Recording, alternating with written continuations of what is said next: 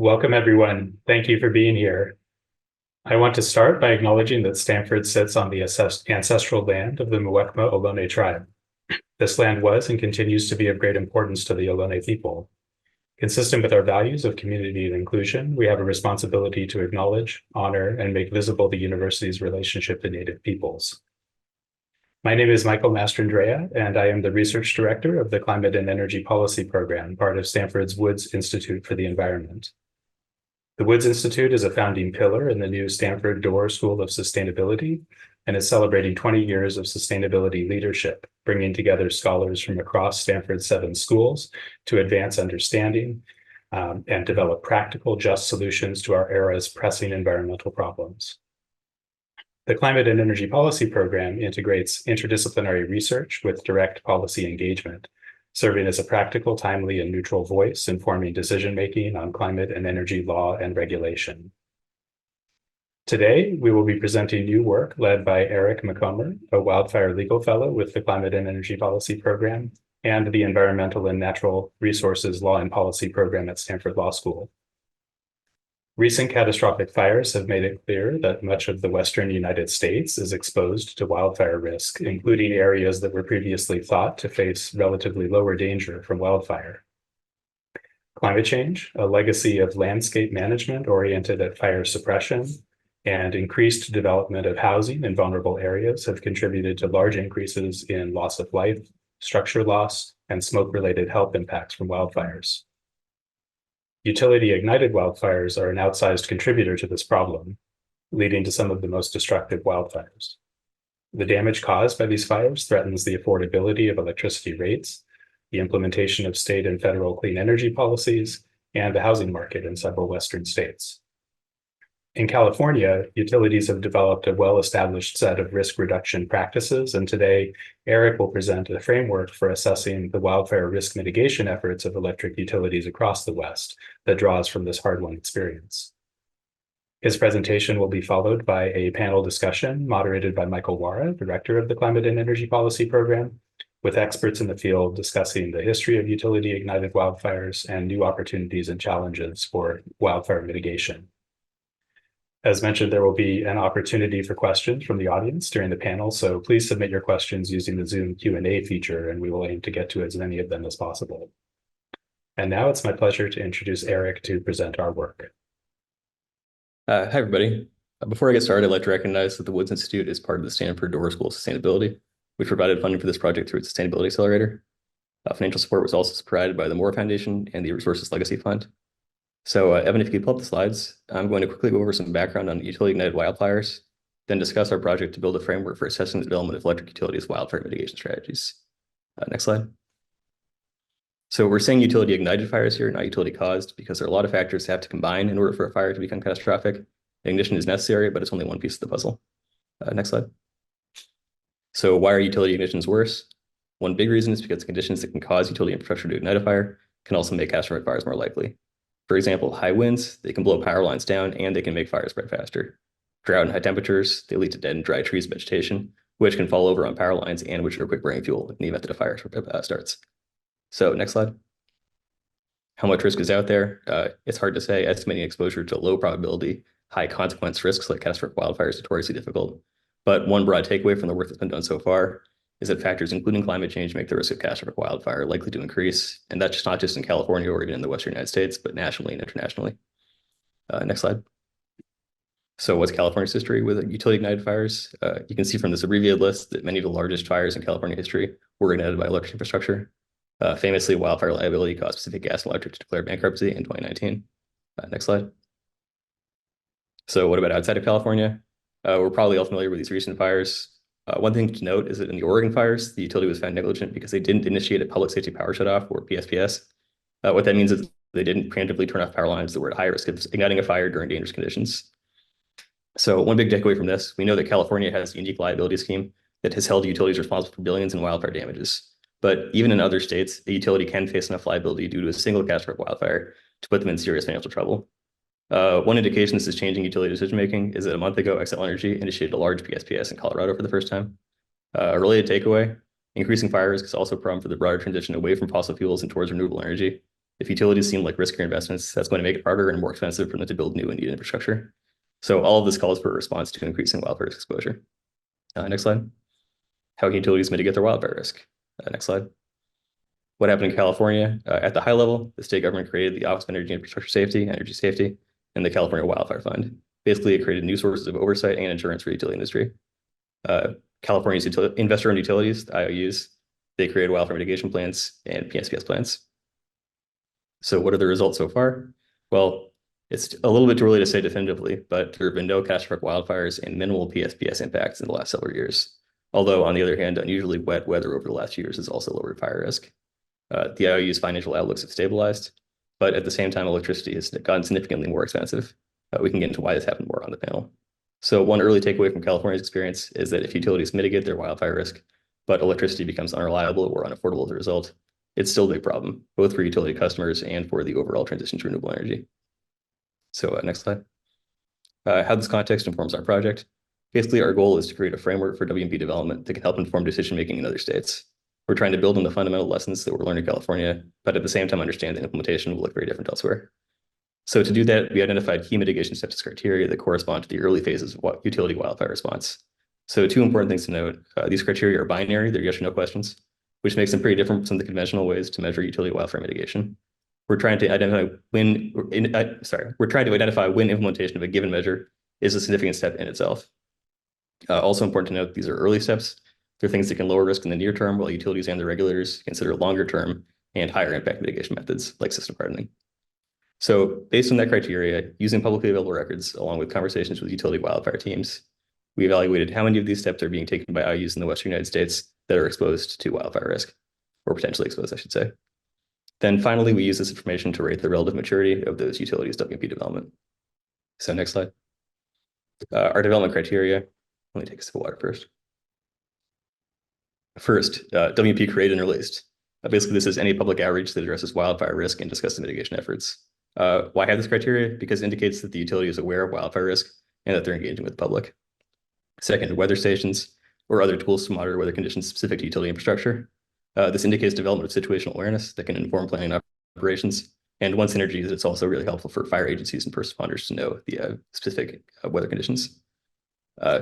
Third, fast trip. That's device settings that shut off power faster when a fault is detected, for instance, a branch falling in a power line. Why have this as a criteria? Because it reduces the risk of emissions during high fire risk conditions. Pretty straightforward. Next slide, please.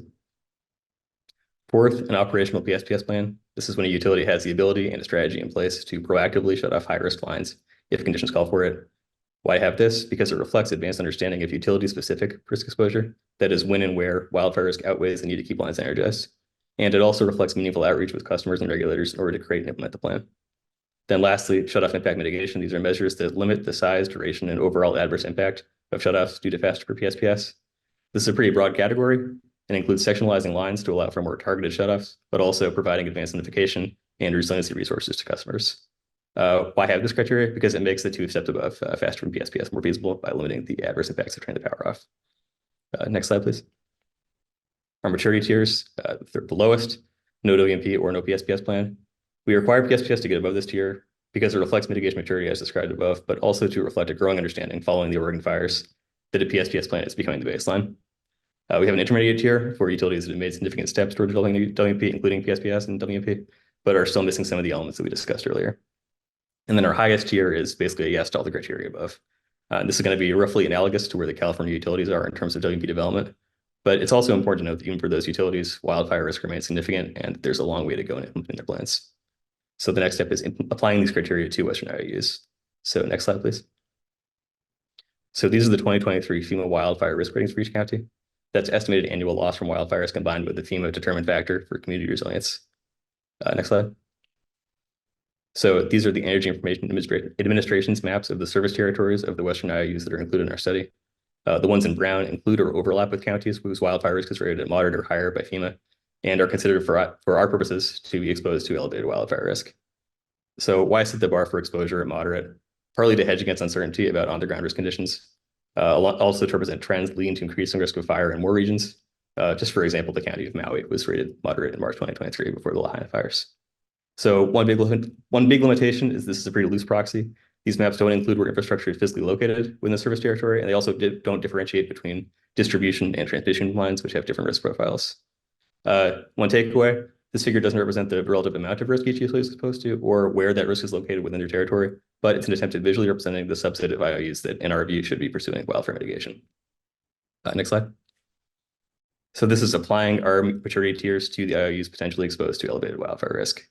Regions where WMP development is pretty mature, no huge surprises. You can see WMPs are well developed in states that require them, like California, Oregon, and Nevada, as well as for utilities operating in other states who have experienced wildfire either directly or through a corporate affiliate. And without singling out any utilities, some areas where more WMP development is needed, much of the mountain states, much of the desert Southwest. This may indicate that WMP development is lagging behind regulation. Utilities operating in multiple states with different requirements often have different levels of development. One possible explanation is that committing to measures like PSPS is challenging without an upfront approval by regulators. Next slide.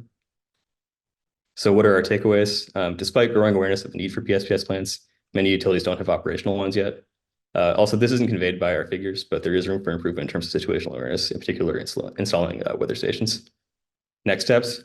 First, we want to address the limitations of the available data sets. We want to be able to make more specific determinations about how much risk exists, where it's located, and how it will change in the future. So to do that, we'll use machine learning and time series analysis to determine wildfire risk and the locations of at-risk electric infrastructure. So our goal is to be useful in conversations about where to prioritize mitigation work, the cost effectiveness of different mitigation measures, and so on. We also want to expand the scope of our project to more regions beyond the Western United States and to other types of utilities beyond IOUs. For example, federal utilities, electric co-ops, and municipal electric utilities are all also exposed to wildfire risk. So that's all I have for my presentation. Now I'll turn it over to Michael Wara. Thank you, Eric. I'll just say that we're thrilled to have this data out in the public domain at this point. Eric has done tremendous work to really put the data set together of practices across the Western U.S. and the investor-owned utility territories. And it really was spurred by a desire to see more utilities take action before they encounter a catastrophic wildfire rather than after. I think we've seen from experience in California and also to the north in Oregon and in Hawaii and in Colorado that it's just so much better if utilities can take the step to at least begin to reduce risk and plan to reduce the risk that they may ignite a catastrophic wildfire before that occurs rather than after. So I want to thank Eric very much for the presentation. The study is available on our website, and now we're going to shift gears and move toward a panel discussion with a number of really distinguished experts in the utility wildfire mitigation space. I'm going to briefly introduce them, and they'll just give a little bit more introduction as they answer some questions from me, and then we'll have an open discussion with the audience as well. So joining us today are Bill Messner from Portland General Electric. He's the Senior Infrastructure Program Director at PGE and was I believe, the founding employee of the wildfire mitigation planning efforts at Portland General Electric. We have Caroline Thomas Jacobs, who is the Director of the Office of Electric Infrastructure Safety in California, which is the lead safety regulator on electric infrastructure for California.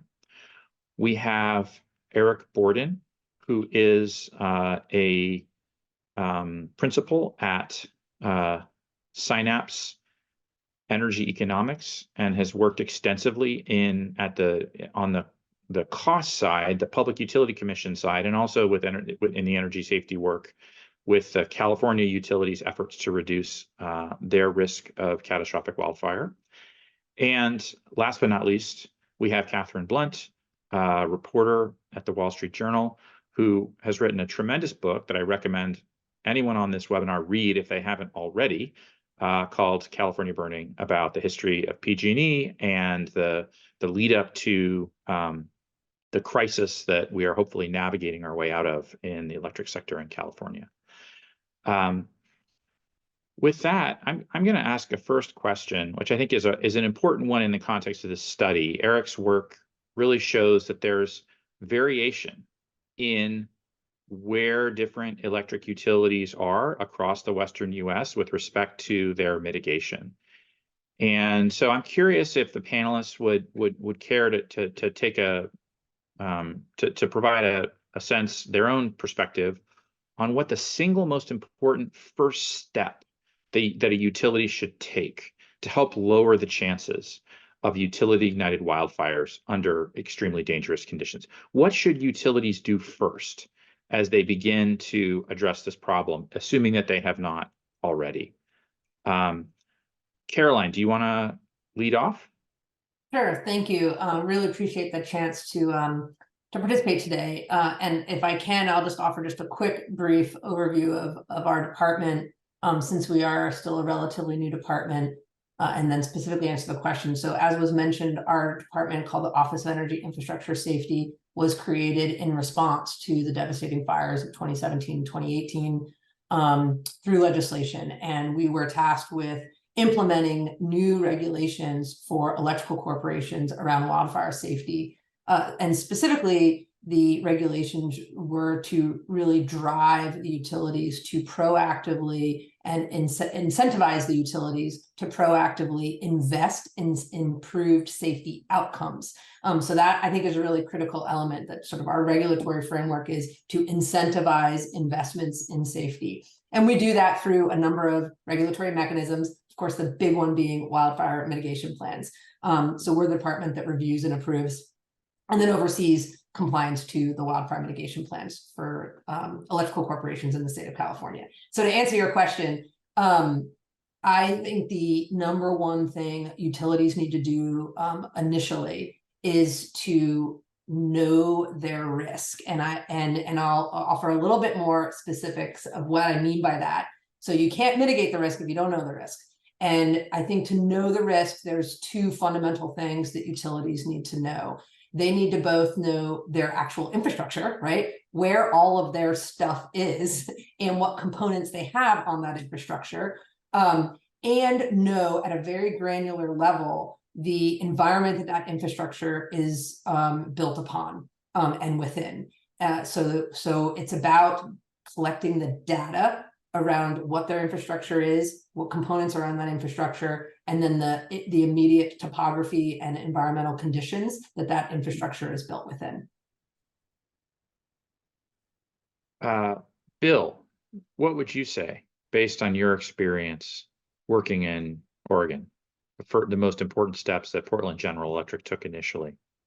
Yeah, thank you. And again, thank you for letting me be a part of this panel as well. And just a little background about me. So I am the formal wildfire mitigation and resiliency director, and Michael's right. I did set up our program here as a company. We're 4,000 square miles in the Pacific Northwest. Basically, the economic engine of Oregon is our service territory, and we serve about 2 million people.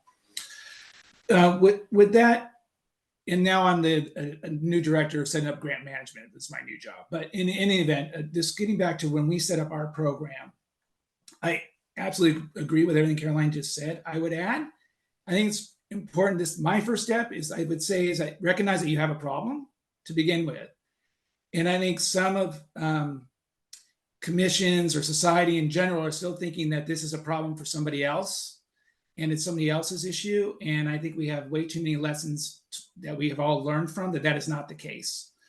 And I would say, recognize you have an issue, do your risk assessment, and then you can start developing your plan of where you can start concentrating your efforts from there. And then of course, I have a whole list after that, Michael, of things that we did, but I'll save that for later. Catherine, what's your perspective on this? What would you like to see happen first at utilities that are still, maybe on the sidelines? Sure, in terms of thinking about their risk? Absolutely. Well, thank you. I'm really thrilled to join this panel. I think it's going to be a great discussion. Just building off what Caroline and Bill just said, I mean, I think it's really important for utilities to recognize what the best practices for risk assessment is, and to really make sure you're doing that in like a robust and thorough way, in a way that can really kind of turn over all the stones, so to speak. I'm thinking about, an example. This was many years ago when the PUC was, the California PUC was debating whether to push all of the state's IOUs to do more to address wildfire risk. right? And PG&E made an argument that because wildfire risk wasn't as high in Northern California relative to Southern California, it shouldn't have to prepare a wildfire mitigation plan. The PUC mostly agreed, but asked PG needed to do a risk assessment of its own just to make sure that that was the case. And the that assessment, and this was about a decade ago, it really fell short of recognizing the fact that there was infrastructure, imminent risk of failure in certain cases, as well as didn't account for the fact that branches fly into power lines during really windy conditions. And so that's an example. It's an old example, but just to say, it's like, I think it's just so important to for utilities to just, I think, compare notes and really do the best they can to recognize the extent to which problems need to be addressed by a range of mitigation measures.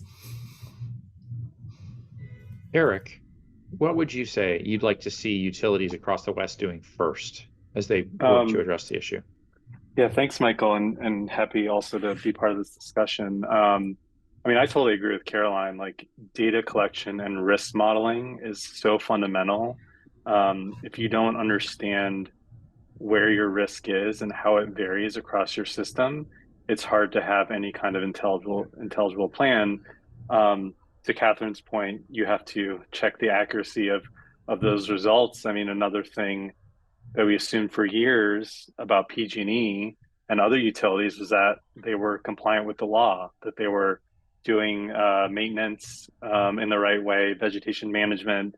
I remember seeing graphs in old GRCs where they would say, our vegetation management efforts are 99.9% within the guidelines. That was not the case. And so, I totally agree with Caroline's initial point. I'll add, I think a different assessment of compliance, or how commissions think about compliance with regulatory standards around like basic things like vegetation management and equipment maintenance, could also be really helpful. Like, commissions tend to be completely reactive to safety events, like something happens and then they investigate it and maybe they initiate a fine. I think if you're looking at this problem, gathering data, looking at risk, take a third party, more objective look at where a utility is on those compliance issues. It's a new way of commissions to think about it, but I think that could be really helpful to assessing the risk, and certainly would have helped in the PG&E example. Yeah, I just note this is a unique problem in the sense that many utilities cannot afford to get it wrong even once. And certainly the communities they serve cannot afford them getting it wrong even once. And so it's a different kind of problem because of the risk to the scale of the risk than commissions and utilities have generally been designed in the 20th century and even the 19th century to address. One of the hallmarks of the program that Director Thomas Jacobs has stood up in California has been to create to try to foster an approach of learning and continuous improvement. And I think that's really a hallmark of how OEIS approaches the problem of wildfire safety. I'd be curious, Director Thomas Jacobs, if you have a view about what the right way to do that is in this context. How do we don't know everything we need to know about wildfire risk. We've learned a lot in California, but context matters for wildfire risk. Ask any firefighter, they'll tell you. And context in this case is also a matter of understanding both the electric system that's now encountering a changed risk environment, as well as the risk environment. What do you think what have you found to be successful in the California context in terms of encouraging that learning process and creating an environment that's not strictly as Eric was maybe alluding to, like a sort of very compliance oriented process, but one where the regulator and the regulated entities are trying to work collaboratively to solve this problem and get better at solving? Yeah, no, that's a great question, and I really appreciate the opportunity to chat about it, because I do think that that is fundamental to what this new regulatory structure was that was created through Assembly Bill 1054, which created our department, right, and the Wildfire Fund. And it's about that proactive incentive, right, as opposed to reactive punitive punishment for when the bad thing happens. So a couple things that I think were really important to how this was structured. And now that we have a few years under our belt and we can look backwards and see, how's it working, I do think there is a cadence that is working well to drive continuous improvement. So all of the regulatory functions that we currently do, including the wildfire mitigation plan, have an annual cadence to them. And what that is driving is, one, it recognized that this problem was a very big problem, that we needed to have expeditious solutions and improvement done, right? So this was about fast pace. So we created a structure where people had to identify what is their risk, what are they doing about it. And through our guidelines and how we evaluate these plans, we always talk about lessons learned. And now how is that informing what you're doing next year? So when we evaluate the wildfire mitigation plans, through our evaluations, we create what we call areas of continued improvement. So we ultimately require the plans to meet certain evaluation criteria to get approval, right? So they're good. And we want to know how they're planning on improving them and enhancing them in their next year through these areas of continued improvement. So both from the evaluation of the plans, we create this process of always looking forward, but then also on the compliance side. So you bring up compliance, to Eric's point, our compliance or our performance oversight is really focused on proactive assessment that they're implementing the plan as they said they were going to, not about waiting for us discovering that something wasn't implemented. So we do proactive inspections, we do proactive audits, and we have actually 3 layers, if you will, of compliance oversight. One is in the year they're actually doing it. We have real-time oversight with the utility of how's it going, right? You're planning on doing this in the current year. How's it going? Are you on track? Are you behind? If you're behind, what are you doing to get back on track, so that there's that direct connection. And then also, once the compliance period is over, we have independent evaluation. The utility assesses themselves, an independent evaluator assesses them, and then we come in and look at all of that and do an assessment. But to Eric's point, we do have what we call notices of violation or notices of defect if we find something that they didn't do according to plan. And our assessment is, okay, and tell us how you're going to fix this. Tell us how you're going to resolve this. Now, we, of course, have within California the backstop of what I'll call traditional punitive regulatory structures through the commission for enforcement. But our goal is to get them to do what they said they were going to do to see that improvement. And the vast majority of what we are finding, the utilities say, got it, let me fix it, and let me show you how we fixed it. And we have that constant conversation through our different regulatory mechanisms. Bill, do you have thoughts on how to create that learning process within a utility?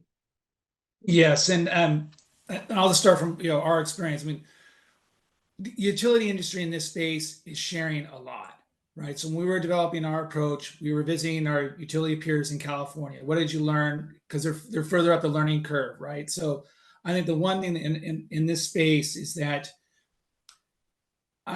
utilities do not have to learn everything by themselves. And so if you're in the beginning of your stages of your wildfire mitigation plan, or if you're in the innings, if you're well mature, we are continuously talking, ask questions, phone a friend. So that is, I think, one thing that you need to do. And then we also have our forums. Our company belongs to an international forum. I think there are things that we can learn outside of our country. There are experiences in Australia. There's technologies that are being used in Australia that we're trying to learn on that exponential curve as well. So I think you just have to create this constant learning curve.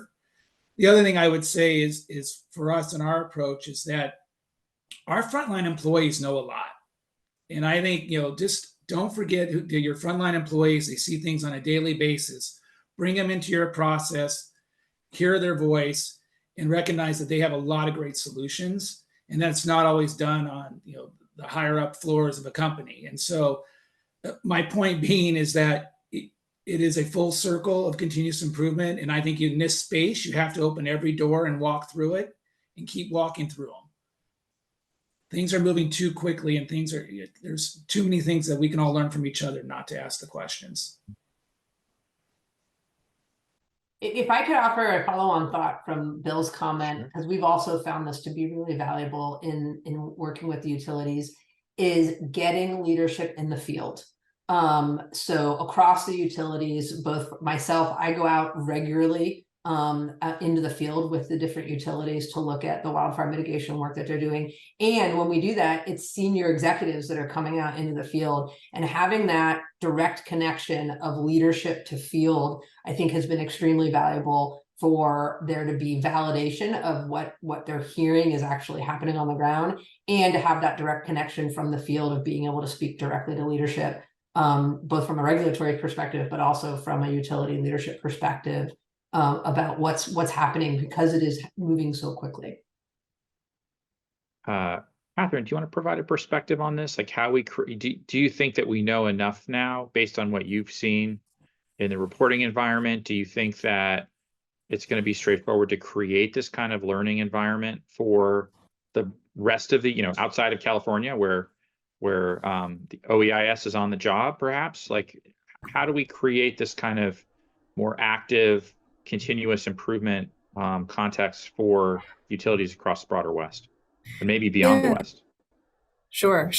Well, I think it's such an important question. And I do think that like in my experience in talking to utilities, I am seeing kind of more collaboration among companies and, sharing notes and best practices, but not consistently across the industry, whether that be in the West or, across the country. And I think, you talk to utility executives, especially in California, they're very quick to say, this is not just a problem for the West, right? This is going to be a problem for the entire country if it isn't already. And I think that you're beginning to see some of that. There was, for example, very significant fires in, I think it was Michigan, right? A few years ago. We're seeing experiences in Canada. And I think it's just, I think there is still some resistance to the idea that this is, a problem well outside of California. And so for that reason, it's been interesting to learn more about the work that EEI is doing, the big utility trade group, to try to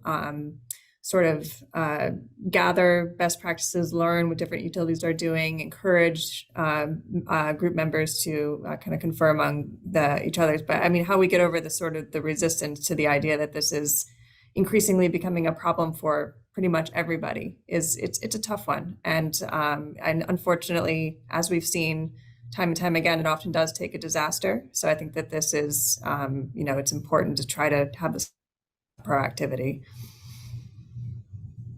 Eric, do you have a perspective on this as well? Like, what is the right balance? Eric didn't say this but we came to know Eric because of his work with TURN, the Utility Reform Network, which is a really important ratepayer advocate in the state of California. And certainly California's done a lot to reduce wildfire risk. We've made enormous progress on the utility side, but it's also proving very expensive for ratepayers. And I'm curious, like, how you balance continuous improvement towards safer operations against the potential impacts on rates. Yeah, I appreciate the question. And by the way, I'm not speaking as a TURN representative today, but look, I think you need buy-in and competence from both the regulator and the utility. And to some extent, we have both in California, but unfortunately, we've built, and Caroline's agency has done an amazing job building these tools that allow us to understand risk better, to push forward. Like, I've literally seen it in proceedings year over year get better and better and better. And so we have these great tools, but the funny thing is, I go into the proceeding and the utilities, first of all, don't use those tools to scope their plans. And then they trash their own risk modeling because they don't want to use them in a way that's affordable and cost effective. And so unfortunately, we've gone down kind of a blank check approach to addressing wildfire risk, when the incredible irony is, one, we actually have had and continue to have really good tools to focus on affordable and cost-effective mitigations. And two, the CPUC and its staff understands them really well. And so I'll see in proposed decisions that come out from the CPUC a really excellent grappling with the data, with how to address these problems in an affordable and cost-effective way. And then there's this kind of predictable thing where the utility throws a big tantrum about the proposed decision, and commissioners kind of bend over backwards to give utilities more of what they want. And so, you know, my message to other states would be, if you build the tools and the data collection and the and look at how to address these things in an affordable and cost-effective way, you absolutely can do it. And I see that time and again.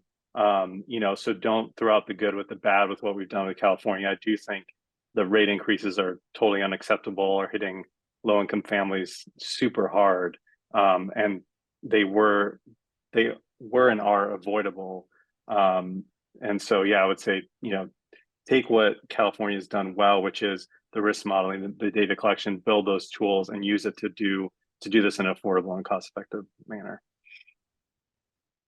We're getting some really interesting questions from the audience that I'm going to start to just feed to all of you, and you can respond if you want to. I have a question, an early question from Seth Shallett, that really is asking about different approaches to mitigation, vegetation management versus operational change, right? So PSPS or fast trip versus grid hardening. And I'll just say that certainly in the work that Eric did, we take a perspective on this, and we point to operational change as kind of a first step, right? Knowing your risk, as was very clearly articulated by the panelists, and then making operational changes to manage that risk during high fire danger times and places. But I think Seth is asking kind of how should we think about this balance between these three areas: trimming trees better, operational change to take account of risky or unsafe operating conditions, versus grid hardening. Curious if anyone wants to weigh in on that. I can start because this is what we had to grapple with, and we still grapple with it, right? I think for us, it is first about, I think the first question is like speed of execution, right? So if the strategy was investment all on the one end, that takes several years, right? We don't underground lines tomorrow, right? There's a lot of engineering, there's a lot of permitting, there's a lot of things to do. But to me, it is a strategy of speed of execution and what can you do first. And I think for us, it was understanding that risk assessment. Then it was understanding of, okay, what can we do first? Veg management has a portion of this. It is absolutely one of the tools. It is not the tool. We're not going to be able to cut our way out of this. I do think from a regulation standpoint, I think veg management historically has been about resiliency and ensuring that we don't have outages, whereas I think veg management in the climate change space is about ignition prevention. So I think it's different. And I think we have to think about things differently in that space. For us, it is about, I would also say it's about inspections. You know, going back to Caroline's point, hey, what are your assets? Do you know the health of your assets? Can you correct that health? Are there repairs that you can be doing? And then and we also concentrate on situational awareness. I think that's another big tool that you have to have and understand about how is the weather? What is it performing? We have invested in AI cameras to the extent that there is an ignition. Can we help our first responders get there quickly?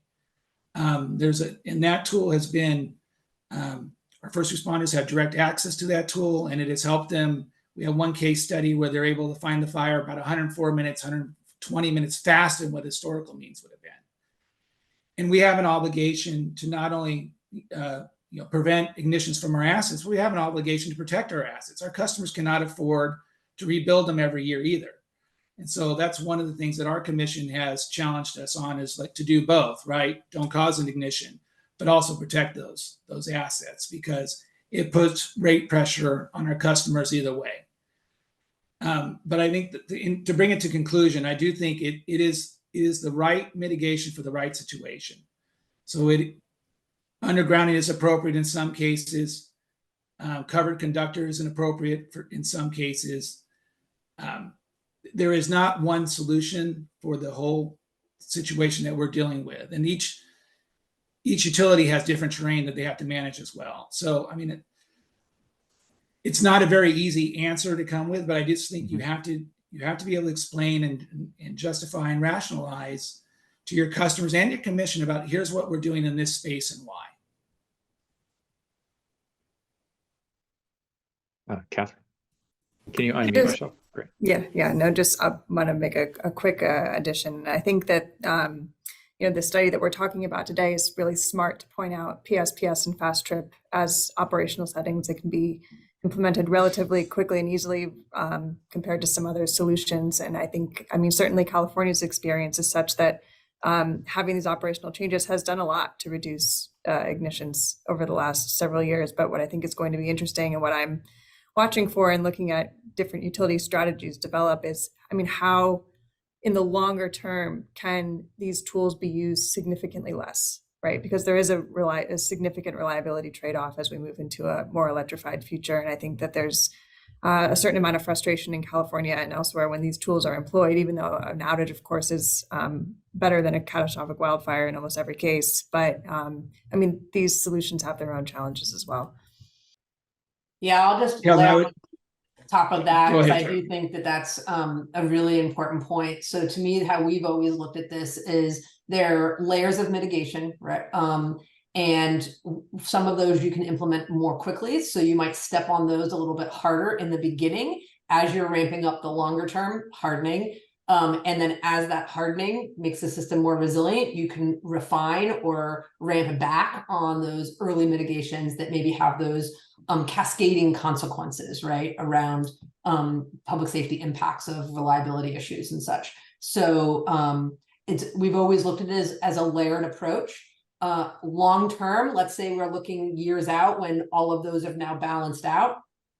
Each layer still has a role, right? Whether that's vegetation management, asset inspection. I would say asset inspection, I want to put there with veg management as initially for new utilities that are newly thinking about this. Make sure you understand the conditions of your current assets, right? And repair those conditions that potentially have ignition risk. So ignition or vegetation management and asset are initial layers that you can address immediately as you're ramping up operational controls, as you're ramping up hardening controls, and then also situational awareness controls. I do think that's a really important one to call out, that going forward, there's always going to be opportunity for that single ignition on a bad day under certain conditions that we have to have the tools in place to quickly identify so it can be suppressed before it becomes catastrophic. Eric, I totally agree with. Sorry. I totally agree with what folks have said, and I'll just note that, when people think of PSPS in California, particularly if you live in PG&E's service territory, you go back to the 2019 when they shut off like 2 million customers. That was an extreme case. What I've seen in the data is that the utilities in the state have gotten much better at targeting PSPS and keeping them shorter and notifying who's going to get shut off in extremely low cost ways. Like they haven't needed to underground to stop doing that. They've just gotten much better, both with situational awareness, so they know where it's coming, to some extent with covered conductor, which is heavier, thicker insulated wire where they can raise PSPS thresholds. But it's pretty dramatic how much better all the utilities have gotten at performing PSPS in more manageable and better ways that don't just shut off kind of huge areas of the system. Yeah, and for PGE, we've exercised it twice in 2020 and 2022. And Eric, we learned a lot in California how they originally were set up, and we really concentrate on sectionalizing and being surgical about that. I would also say as part of that plan too is to figure out how to know your plan on how to ramp back up, meaning how to bring power back to those customers that you just turned it off on. And speaking about affordability, and sometimes it's not about affordability just to pay your electric bill. Sometimes it's about affordability to have food in the fridge. So it's also really important to have a process to bring back up. And that's really where our field forces have come up with a lot of creative ways for us to do that faster. And so, again, it's think of the whole process, not just turning it off, but there's a process to turn it back on. So we're getting a lot of questions in the chat that I think integrate nicely with a question I have for all of you. And I'm going to just sort of lead off with it, and then we can get a little deeper into this area if you want to, which is, utilities provide a particular service to society, and they have a rather unique relationship with their customers in the sense that they're, a state chartered monopoly whose prices are regulated by and quality of service is heavily regulated. And in exchange for that monopoly, and they have an obligation to serve all customers, no matter where they live, no matter how dangerous the terrain is that the customer chooses to reside in from a wildfire risk perspective. We talked a lot today about reducing or avoiding ignition, and maybe detecting ignitions very quickly once they occur. But how should we think about integrating this kind of ignition prevention approach, or should we, into broader efforts to improve wildfire resilience in the state? Whether those are efforts related to kind of structure hardening, structure protection, or the larger landscape scale activities like fuels management. Is there a role for electric utilities in that space? What do you think it is or should be? Because obviously there's a trade-off, right? We could spend a very large sum of money trying to prevent every last utility ignition, or we could spend a very large amount of money perhaps to create an environment that's very tolerant of all kinds of ignitions when they occur, where we don't see these large, fast-moving catastrophic fires. Or maybe there's a balance there, right, where we're spending a lot of money in the utility side and a lot of money, or maybe the appropriate amount of money on both sides of that, for the risk folks out there, both sides of the bow tie, to optimize. And I'm curious how you think about this sort of broader societal role, and how we bring the utility voice into that conversation, and what that conversation should be in California, in other states across the West that are facing this challenge. So I'll offer initial thoughts. I think that the simple answer to that is absolutely they should be part of the broader conversation, especially given the amount of investments that are happening and the resources that are being directed at wildfire mitigation within the utilities. I mean, just to provide some context, state of California is focused on $2.7 billion on wildfire resilience. PG&E alone spent $2 billion on veg management in the prior wildfire mitigation plans 2 years ago. So the utilities need to be partners in that broader conversation. We're looking at ways to try and facilitate that within California. So within California, we have a Climate and Wildfire Resilience Task Force that operates as a coordination body on many wildfire and forest resilience efforts. So we're continuing to explore how we can leverage that coordination and encourage and incentivize the utilities to participate in that landscape scale discussion around wildfire and forest resiliency.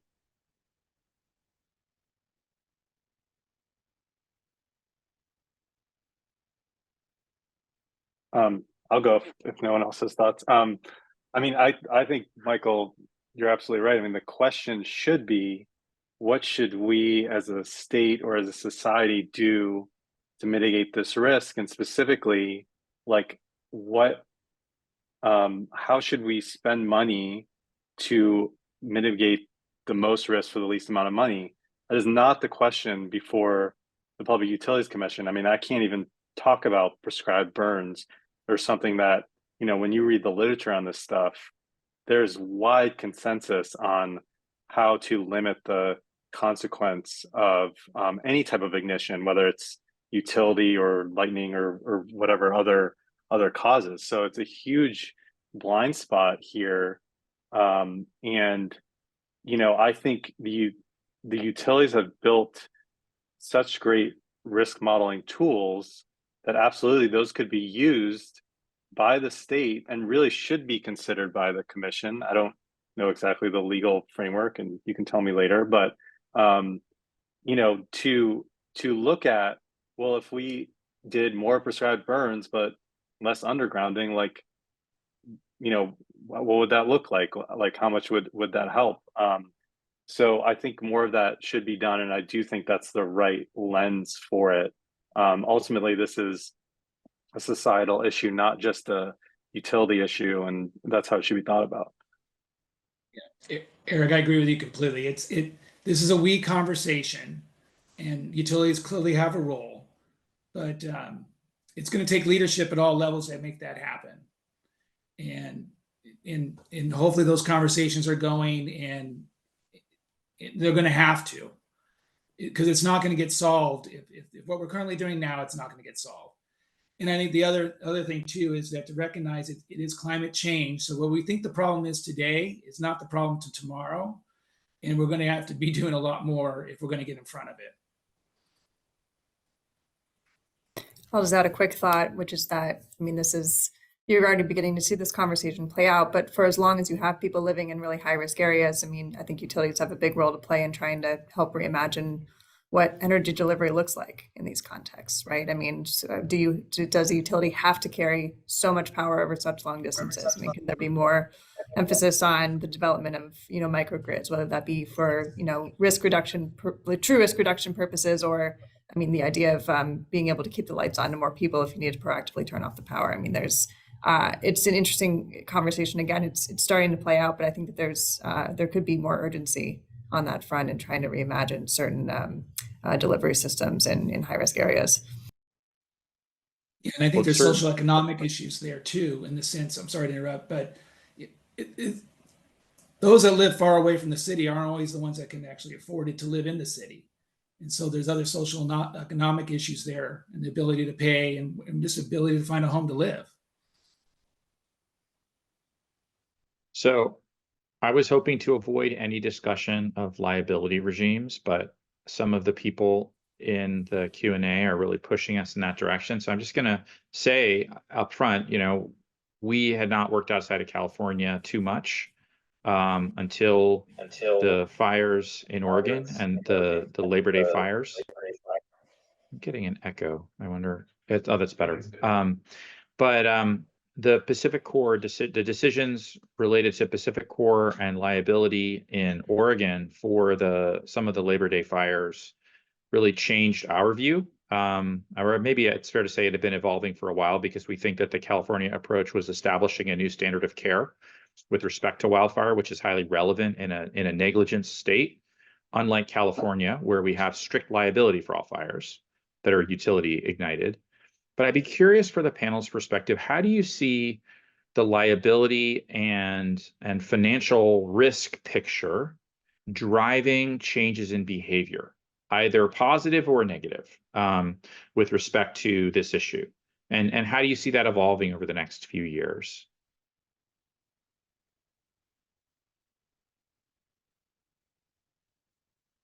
Don't all jump in.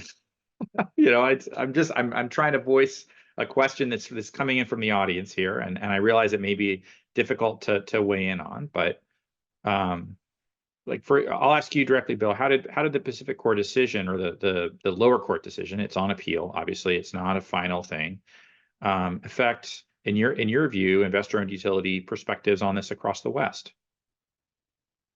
Well, I think in general, I think utilities are looking at all those cases from California to any state. So I think they're always influencing. I mean, to answer your question in terms of like, what does it mean for the utilities? And I think really the paper itself talks about that. It's like, can we raise capital to do the things that we want to do? If these decisions continue to happen, can we raise the capital to do all the work that we need to do to mitigate? And I think, again, this gets back to the question that we were just talking about earlier, the societal questions about, okay, how are we going to handle this? But if capital dollars dry up, then that puts more pressure on the customer, and it puts more pressure on the whole system again. And we're in a spiral that's going in the wrong direction. And so again, this is where I think there has to be some legislative creativity in order to make sure that we can concentrate on taking care of the issues and not having dollars go to some other place that are not allowing us to mitigate the risk as a society. I'll add there that I think we're beginning to get to a point in which investors are looking at these cases. And I think it's like, as a utility company, I don't think the company has to be facing hundreds of millions of dollars of liability costs to, see investor pullback potentially. I mean, I think that investors are looking across the West and questioning whether these utilities are going to be a good long-term investment. I mean, what plan, I think, or at least I hope that investors are asking smarter and better questions of the utilities they're considering investing in, and that can potentially move the needle in terms of speed at which a company wants to move, to make sure that they can give investors that assurance that they're investable and that the dollars will be well spent in mitigation. Let me ask or Eric or Caroline, do you have anything you'd like to add on liability? Okay.